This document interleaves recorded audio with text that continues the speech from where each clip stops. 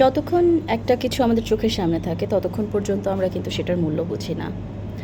যখন সেটা হারিয়ে যায়, যখন সেটা আর পাওয়া সম্ভব হয় না, যখন এই চাওয়া এবং পাওয়ার মাঝখানের দূরত্বে মৃত্যু এসে জায়গা করে নেয়,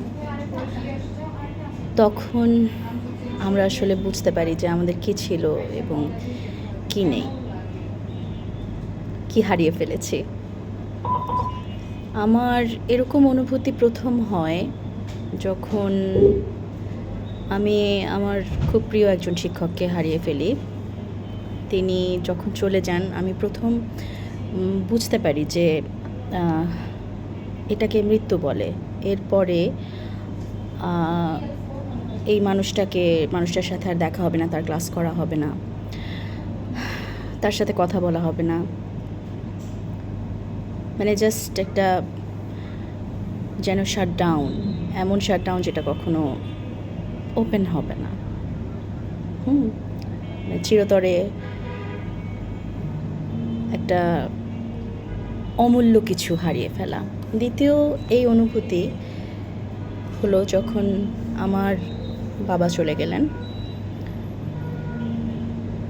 এবং সেই বাবাকে হারিয়ে ফেলার সেই কষ্টবোধ এখন পর্যন্ত ভেতর থেকে যায়নি। আজকে অনেকগুলো বছর হয়ে গেল, তারপরও প্রতিদিনই মনে হয় যে বাবা নেই। এবং এখন মনে হয় যে আসলে উনি থাকতে যেই কথাটা তাকে বলতে পারিনি, তাকে বোঝাতে পারিনি,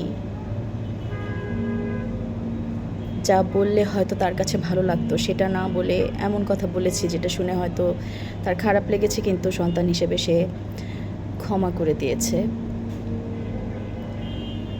সেগুলোর জন্য অনেক আফসোস হয়। আমি জীবনে আমার রিগ্রেট করতে ভালো লাগে না, কিন্তু এই একটা রিগ্রেট মনে হয় আমার কখনোই যাবে না যে আমি ঠিক আমার বাবাকে কতটা ভালোবাসি এই কথাটা তাকে কখনো বলতে পারলাম না, বোঝাতে পারলাম না।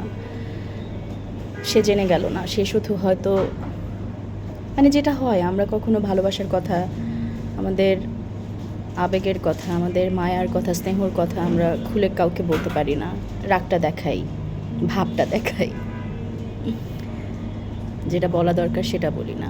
অপ্রয়োজনীয় অনেক কথা আমরা বলে ফেলি। আজকে এমন অনুভূতি হওয়ার পেছনের একটা কারণ অপু বিশ্বাসের স্ট্যাটাস। তার মায়ের মৃত্যুবার্ষিকী নিয়ে এসে বেশ মনকে ছুঁয়ে যাওয়ার মতোই কিছু কথা শেয়ার করেছে। অনেক কথাই সেখানে বলেছে, আপনারা নিশ্চয়ই সেটা এতক্ষণে দেখেছেন। এবং সেখানে সে একটা কথা বলেছে যে তার মায়ের স্মৃতি তার জীবনে সব সময় থেকে যাবে, তাকে পথ প্রদর্শন করবে, আশীর্বাদের মতো থাকবে। কোথায় যেন সামহাও কথাগুলোর সাথে নিজেকেও রিলেট করা গেল যে হ্যাঁ, বাবা নেই, কিন্তু সবসময়ই বাবা থাকার যে অনুভূতিটা সেটা কিন্তু মনের মধ্যে রয়েই গেছে। কখনো আনন্দের মতো, কখনো কষ্টের মতো, কখনো হাহাকারের মতো যে আব্বু নেই।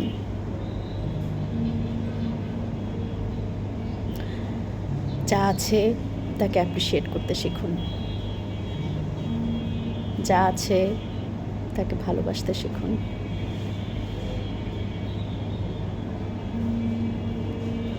এই সময়ে